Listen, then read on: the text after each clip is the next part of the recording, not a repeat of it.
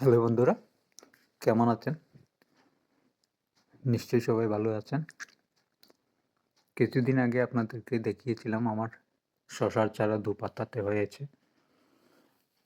আজ ১ সপ্তাহ পর আমার প্রায় প্রতিটি চারাই ৩ পাতায় রূপান্তরিত হয়েছে। এখনই জমিতে রোপণ করার উপযুক্ত সময়। কিন্তু অন্যান্য কাজের ঝামেলার কারণে এক্ষুনি রোপণ করতে পারতেছি না। কিছুদিন বলতে ৩-৪ দিন হয়তোবা লেট হতে পারে জমিতে রোপণ করার। তাই যখনই রোপণ করি আপনাদেরকে শেয়ার করব। আর আমার রোপণ পদ্ধতিটি দেখার জন্য আপনারা সবাই আমার লাইভ চ্যানেলটি একটু লাইক শেয়ার করে দেবেন।